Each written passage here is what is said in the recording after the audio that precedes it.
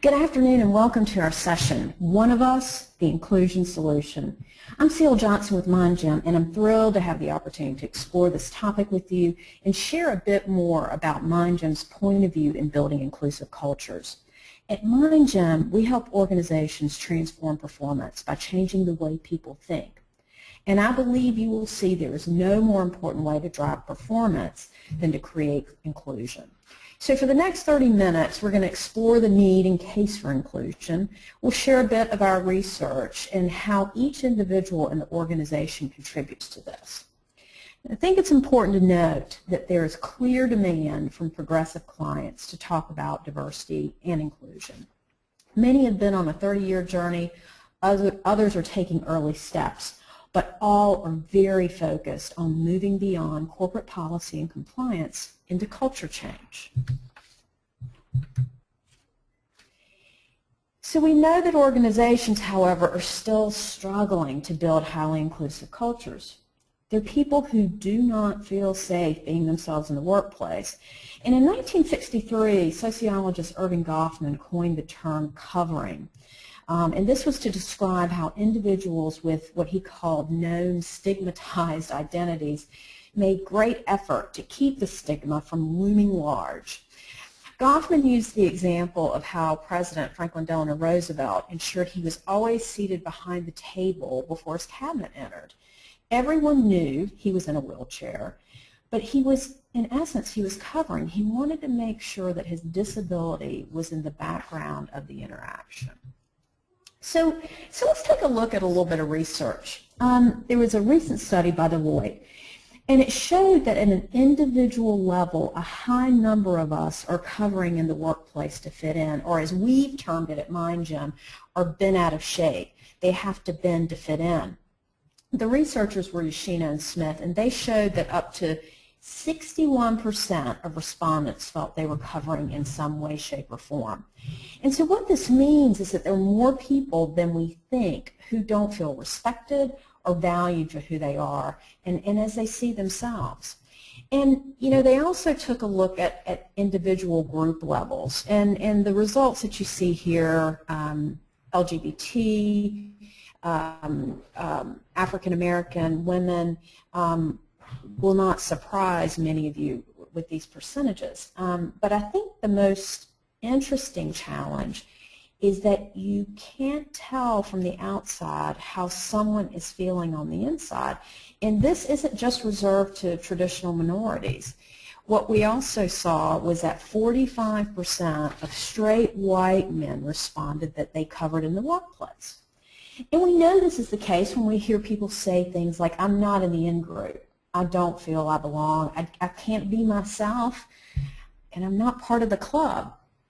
And this is symptomatic of the challenges of integrating a diverse workforce. And so the main reason given in this research was despite the money and effort being spent on enforced participation exercises, where we're forcing people to join in, build teams without working hard to integrate and assimilate the differences. And we're really, without really getting to know people for who they are and the strengths that they bring. And if people feel they have to cover their identity or don't feel valued or respected for who they are, it can lead them to feeling excluded. And this is literally painful. When people cover, it's bad for well-being. When we feel excluded, it actually affects the same part of the brain as physical pain. It's the dorsal anterior cingulate cortex. Say that fast 5 times.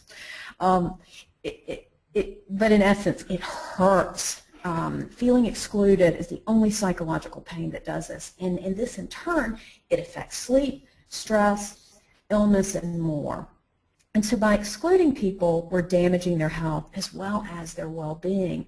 And this is the primary reason why the Canadian federal government, is now holding companies legally responsible for their employees' psychological as well as their physical safety.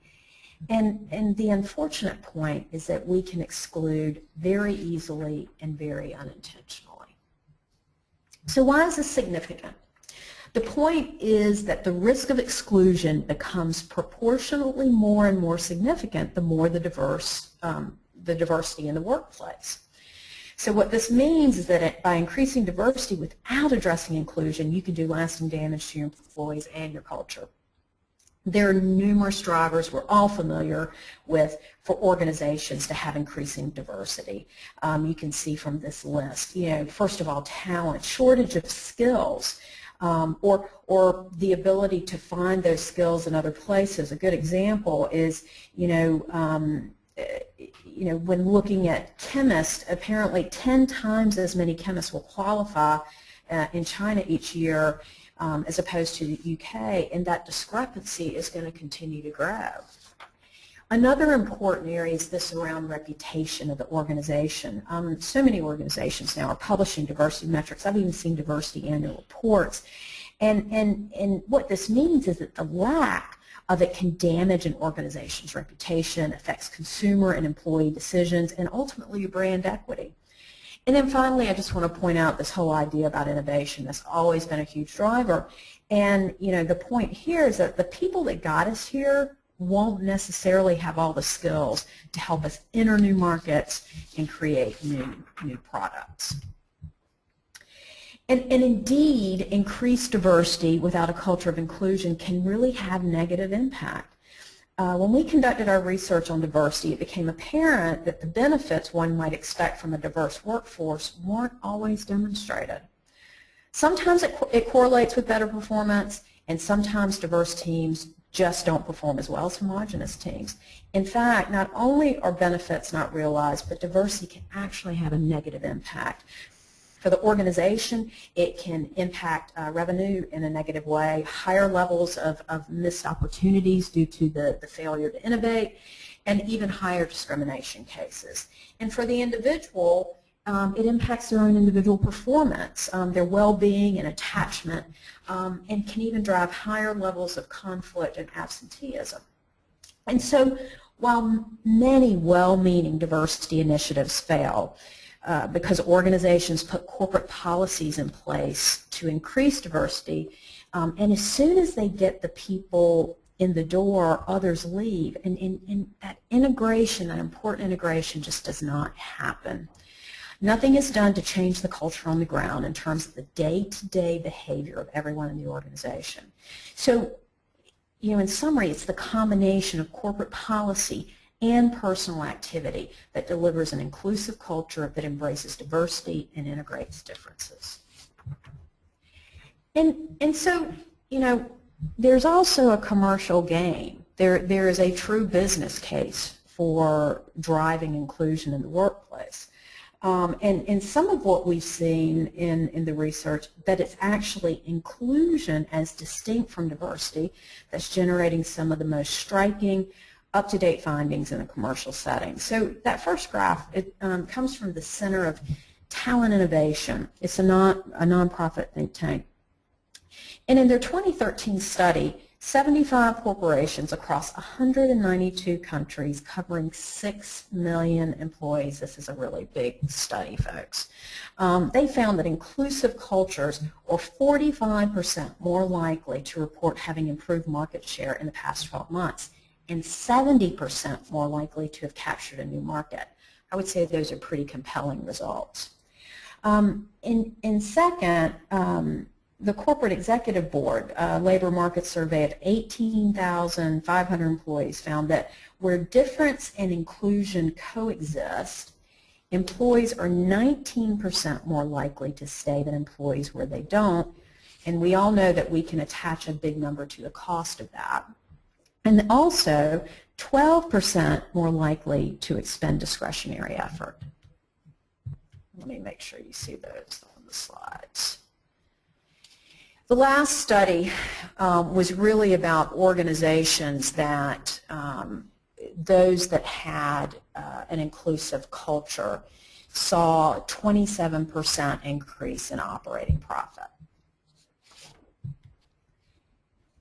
So what do we mean by inclusive culture? I think there are a lot of different ways that people use this term. It can be used very loosely. Sometimes we mean it's about everybody being nice to each other, including each other and everything, but that's not what we're talking about here at MindJump. We believe there are three things that define the degree to which you have an inclusive culture. First, it's the degree to which you value, welcome, and integrate difference. Second, it's the ability to make fair decisions about people. And then finally, it's the extent to which you include people and you engage in inclusive behaviors. And with these three things combined, this is what creates a psychologically safe culture, which is one where people feel valued for their unique identity. And this is the core foundation to our point of view at MindGym in trying to create an inclusive culture. So, you know, what does the research tell us that makes for an inclusive culture? And what's core, it's where difference is valued. And, you know, at MindGym, our view on difference is actually pretty infinite. You'll see on the left-hand side of the slide, historically, there are differences that have led to stronger reactions between people, and frankly, that's still the case today. But reactions can equally be triggered by any number of smaller differences, including something as simple as a weak handshake. And so often, and in the past, conversations about diversity, you know, would shortcut to those big six there on the left, those that really have the legal implications. But by talking about difference in an infinite capacity, and frankly in scientific language, we can bypass a lot of the emotive areas that are traditional barriers to effectively informing and upskilling a workforce on what it means to be inclusive. Our view on similarities is the same as difference. It's infinite, and research does support the power of similarities at any level. For example, people who were told they shared a birthday with Rasputin rated his deeds far more leniently than a control group. So our varying reactions to similarities and difference has implications for how psychologically safe we make others feel. So the research shows that we orient to similarity. It's about affinity. And so equally, though, we can orient away from difference, and this can be very challenging. So in this graph, the darker gray box on the left there, you know, is really about those reactions that are creating psychological safety for others, where people feel free to express themselves. They don't feel that they have to bend out of shape. The lighter gray box is where we want to push our reactions for the other types of difference. You see on the horizontal axis there, those of invisible, neutral, and trigger. The graph does show a transition from reaction of embracing all the way down to attacking. And the more negative the reaction, the less we're effectively leveraging the value of difference by making people feel psychologically safe. Generally, our reactions will follow this path. That's the black line through similarity through to trigger difference. And trigger difference occurs when a difference triggers a strong negative reaction. Defending, you know, you see defending or attacking at the bottom of the vertical axis. I want to point out, though, this line is purely illustrative and indicative of our preference for similarity of difference in relation to our reactions. And so if we want a more inclusive culture, we need to move responses so they're more along that gray horizontal line at the top. And so, again, that's where we're trying to push the reactions. There's one point, though, that I think is important to note. In the area of invisible difference and neutral difference, you see there in the center, the reactions of indifference and avoidance can actually have as much impact, negative impact on individuals as the reaction of attacking and defending. So I think this is something that's really important to point out and recognize.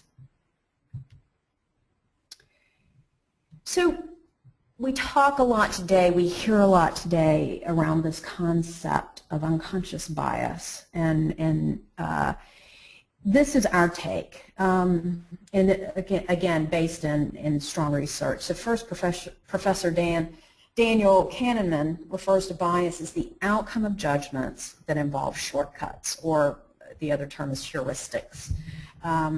Dr. Mahzarin Banaji, a leader in the field of unconscious bias, she's a researcher at Harvard who oversees their implicit association test. She posits that unconscious bias occurs when we're unaware we're basing a decision on those mental shortcuts. And then there's Dr. Emily Cronin at Princeton, who's coined the term bias blind spot. I love this term. And it's the whole idea that average people believe themselves to be less biased than average. And we I think, all know that that's not necessarily the case. And so in order to reduce bias, we need to be aware of the power of our own unconscious and the shortcuts that we can potentially make. The other thing we need to realize is that we compound our shortcuts, that bias, with this idea of confirmation bias. And this is arguably the most heinous of unconscious biases. These are the shortcuts we use by selectively seeking out evidence that supports the bias and ignoring evidence that conflicts with it. You know, it really borders on being deliberate in trying to support that unconscious bias. There are a couple of folks, a couple of pioneers who both took this idea of confirmation bias into account in their decision making. They're people that we all know very well. The first was Charles Darwin. And he used to say that whenever he ran into something that contradicted a conclusion he cherished, he was obliged to write the new finding down within 30 minutes. Otherwise, his mind would work to reject the conflicting information, much as the body rejects a transplant. And man's natural inclination is to cling to his beliefs, particularly if they're reinforced by recent experience. The other pioneer is Warren Buffett, and he acknowledges that his decisions could be influenced by confirmation bias. And so what he did to counter this, he invited hedge fund tracker Doug Koss to participate in his company's annual meeting. Koss was a critic of Buffett and his investment style, and so Buffett viewed inviting Koss as an opportunity to spice up the meeting and also avoid a polarized view. So, you know, unconscious bias is something that we're all susceptible to. The effects are significant. That's why there's so much attention on it. It's a very difficult it's a difficult thing to change, and there have been studies. They've found few tools that actually help support this, but even the ones that have impact are very difficult to use in the workplace. There's an example that I like to share that really supports this whole idea around unconscious bias and around decision making. So two economists, Professors Golden and Rouse, studied the auditioning process of 8 major orchestras over the space of 30 years. They did this to understand the difference made by the introduction of blind screening in the process. Blind screening is where an audition is held in which information about the candidate that might lead to bias in the results is concealed from the tester. So in this case, Professors Golden and Rouse specifically analyzed the genders of auditioners before and after blind screening was introduced, and found it increased female participation in orchestras by 30%. Why is this? Well, where they landed was the assumption was that men are bigger, stronger, and therefore would have a fuller sound. So we also, in our work, talk about this whole concept of bystanders. What would you do when you're in a situation where you might see unconscious bias playing out? So picture the scene. Sam recalled his mentor's advice about networking. So when he was at the company's holiday party and saw 2 of his colleagues talking to the regional vice president, he walked right over to say hello. The VP responded, "Hey, thanks. I'll take another glass of white wine, please." Well, it took Sam a few stunned seconds to realize that the VP had mistaken him for a waiter. Sam was a bit more formally dressed than his colleagues. and a few more stunned seconds to realize his two colleagues were not setting the record straight, introducing him. You know, the states of excluder, bystander, and includer should be considered as unconscious and reactive. The regional VP wasn't thinking, I want to exclude Sam. Sam's colleagues didn't intently stand by and want Sam to feel excluded. They likely felt bad or embarrassed for him, but they really didn't quite know what to do. In Building Bridges, which is one of our products, we seek to move participants through both skill and increased awareness further towards reacting as what we call includers. And the way we suggest overcoming the bystander effect is through pivoting. Pivoting is a means of creating inclusion in a situation where there is, or the risk of, exclusion. If we're in a social group and we notice exclusion, we should react in a way that boosts the confidence of the person the exclusion was aimed at and save space for the person who said it. So in response to the Sam scenario, their colleagues could have said, hey, what a great idea. I'll go get a couple glasses of wine. Meanwhile, you want to get to know Sam. He's a key player in our legal department. So we talked a little bit about some of the research. We talked about some of MindGem's point of view. And, you know, I want to move to our approach and why it works. So first of all, to change culture, you have to change people's mindsets and ultimately their behaviors. We do this by engaging on a personal level. Why does it matter to me? We focus on what each person can do to make things better. We intentionally help people see that we're all different like you. We start with awareness and then we move to behavior change. And we do this by leveraging a distributed, bite-sized approach to really drive transfer and impact. And that's what you see here represented on this slide. We have products, we call them workouts, our 90-minute sessions, and we have 3 workouts that are each designed to address those 3 areas: embracing difference, making fair decisions, and bringing people in. And this is just an example of how we might combine that with some other products in order to help support an initiative in this area. And so the first, knowing me, knowing you, this is really about where we make a blueprint of our identity. We use the Manford-Kuhn 20 Statements test to do so, and we explore the effect of expressing our expanded and diminished selves at work, and why feeling safe to express our identity is key to making the mix work. We assess the level of psychological safety we currently provide for those around us and how we can increase that. And we then explore ways we can be more open with others around us at work, so increasing the chances of more people being able to be their expanded selves at work. We reflect on the power of similarity bias. We talked about that earlier, and why we're attracted to and connect with those we perceive to be similar to us. And we explore the multitude of different ways we perceive difference and the range of our openness to difference.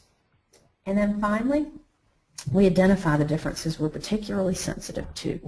Those trigger differences we talked about that get the emotional reactions and why this happens.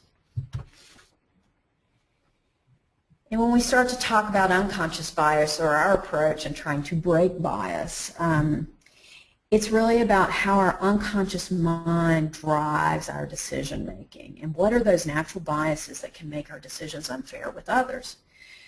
Where these biases can show up in our decision making at work, and what are the conscious checks we can use to reduce bias in our decisions today and the future. I mentioned earlier, unconscious bias, they use tools like the implicit association test. It's certainly interesting and worth knowing. But again, changing unconscious bias, undoing unconscious bias is notoriously hard to change. And as I mentioned, there have been many studies that have looked at numerous interventions, and of those that were deemed to have some success, they're just very difficult to implement in the workplace. And then finally, the last of the sessions we talked about earlier is this around building bridges.